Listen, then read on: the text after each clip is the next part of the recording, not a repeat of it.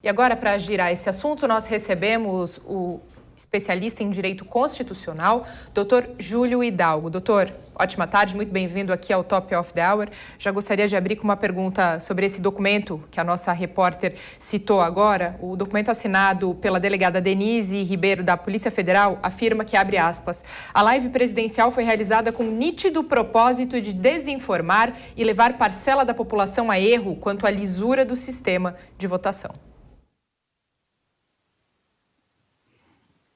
Ótimo, boa tarde Mariana, boa tarde William, boa tarde ouvintes. Infelizmente, me parece que a Polícia Federal apurou realmente essa situação e agora vamos ver o que vai acontecer, porque isso envolve toda uma questão política, né? Porque realmente o presidente Bolsonaro falou por diversas vezes que tinha provas disso e agora...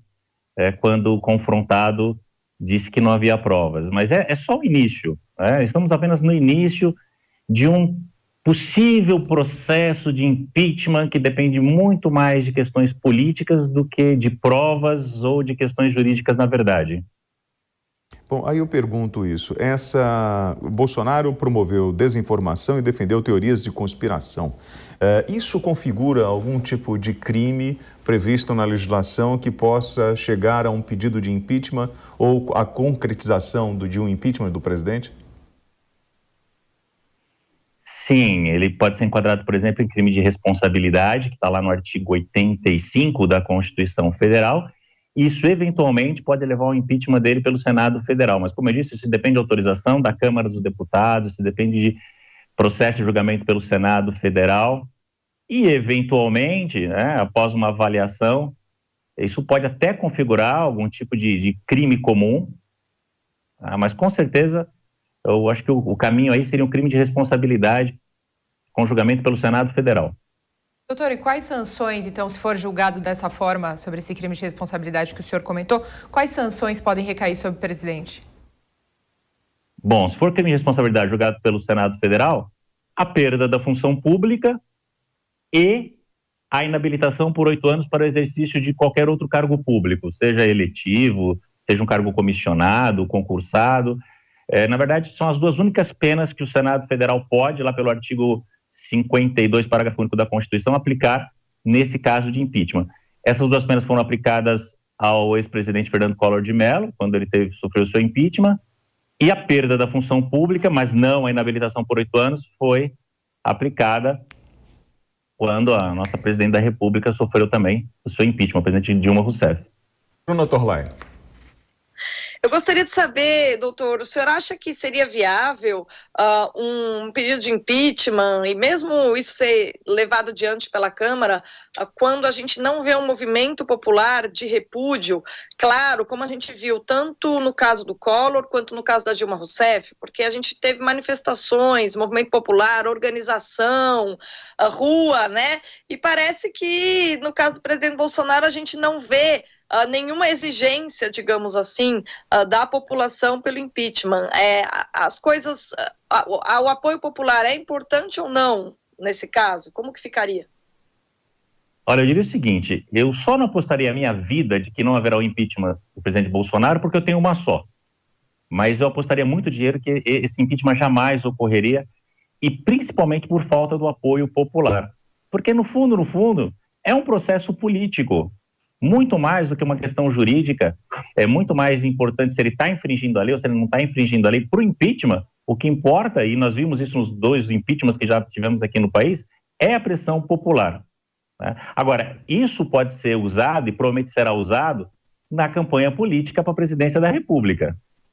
Todos esses fatos, na verdade, vão dando munição para a oposição ao presidente quando da sua tentativa de reeleição, da sua possível tentativa de reeleição. Agora, sinceramente, eu não vejo nenhuma possibilidade que essa ideia de impeachment prospere, até porque o presidente tem um grande apoio na Câmara dos Deputados, que deveria autorizar, e necessariamente teria que autorizar o seu processo de impeachment, e ele tem um grande apoio no Senado também, e sem a participação popular maciça nas ruas, isso realmente não vejo a mínima chance disso acontecer.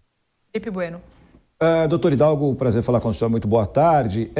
Ainda antes da questão política, e nisso eu concordo plenamente com o senhor, eu vejo chance zero de acontecer um processo de impeachment dentro do parlamento, a fundamentação. Temos mais de 100 pedidos de impeachment do presidente Jair Bolsonaro, uns mais, uns menos bem fundamentados, mas eu pergunto, o senhor falou até da exploração, né, nesse processo eleitoral de tópicos, né, desse pedido de impeachment ou de eventuais irregularidades do governo Bolsonaro, né, nesses próximos meses. Qual a fundamentação dessas críticas?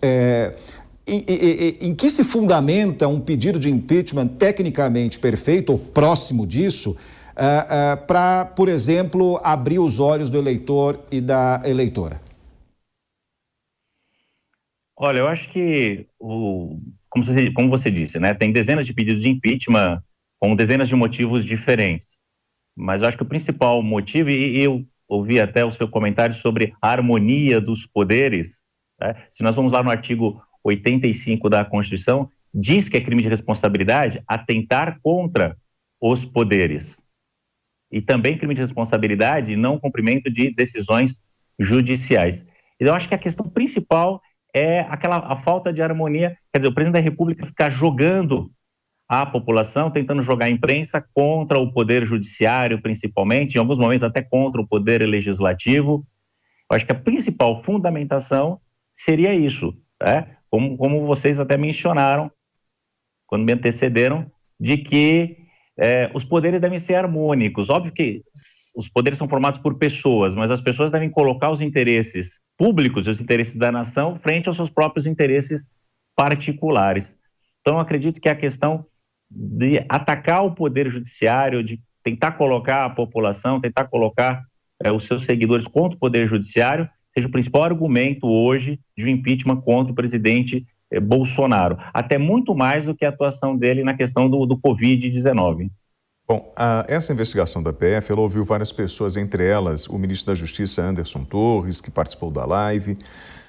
E aí eu queria te provocar, Bruna, porque essa semana nós ouvimos que Bolsonaro estava usando a Polícia Federal para atacar os seus inimigos. Nós ouvimos isso, por exemplo, de Ciro Gomes, que veio a público falando que estava sendo alvo de uma operação que, na verdade, tinha uma motivação por parte do presidente da República, uma ordem do presidente da República. E hoje nós estamos vendo a notícia de que a Polícia Federal conclui nessa investigação a responsabilidade dele por uma fake news. Então, assim, quem é que, na verdade, manda na Polícia Federal? Ela realmente é independente? Veja, William, das duas uma, ou ela é independente ou a gente teria que atribuir a culpa ao Lula, porque veja, se os alvos foram o Ciro Gomes e o Bolsonaro, isso interessaria, se a gente fosse pensar numa liderança política, ao Lula, mas é temerário a gente pensar, né, no aparelhamento. Eu já conversei com alguns promotores, já perguntei muito, porque muito se falou que de fato houve um aparelhamento da Polícia Federal, e eu já tentei investigar, e muitas das pessoas que atuam no Ministério Público dizem que não, que a nossa Polícia Federal ela é independente, tá? E nesse caso, como você acabou de indicar, isso seria mais uma evidência da independência do trabalho da Polícia Federal. Há inquéritos, há investigações, e as pessoas dão prosseguimento a essas investigações, né? Eu acompanhei a leitura do relatório que vocês fizeram, eu encontrei alguns, digamos assim, algumas coisas que eu consideraria falhas, né? Falhas técnicas, mas isso aí é um outro assunto, né? Então, me pareceu enviesado, mas se for enviesado de alguma forma, certamente foi pelo agente, pela mentalidade da pessoa que elaborou o relatório, né? Ele, basicamente, do ponto de vista da lei, ele vê que há um problema, há um inquérito e ele vai lá e dá andamento a uma investigação.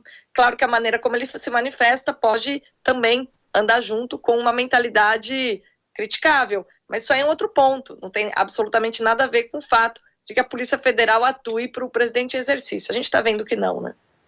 Doutor, como eu percebi o seu semblante aí nessa última fala da Bruna Torlai sobre o aparelhamento da Polícia Federal, eu gostaria de saber a sua opinião sobre isso, se o senhor acredita que há indícios que demonstrem esse possível aparelhamento, e já aproveito para que de forma bem breve peço para que o senhor possa responder, se o senhor acredita que nós podemos viver uma situação similar ao ocorrido no Capitólio se o presidente Jair Bolsonaro não for reeleito. Não, o meu semblante foi porque eu concordo com o que ela disse. Me parece que a Polícia Federal é totalmente isenta, ou não totalmente isenta de influência, mas muito isenta de influência, e lógico, talvez isso tenha sido mais do agente do que da própria instituição, porque como vocês mesmos ressaltaram, presidente Bolsonaro sendo indiciado, Ciro Gomes sendo indiciado, eu não acho que o ex-presidente Lula tem todo esse poder ainda dentro da Polícia Federal. Tá? Felipe Bueno. Perdão, doutor. Pois não, doutor. A questão do Capitólio, né, que você me perguntou. Não foi isso? Exato. Exato. Não, eu não acredito que isso possa acontecer. Pelo menos eu espero que não aconteça algo nem de perto semelhante. Mas há que se tomar cuidado. Eu acho que tem que vigiar.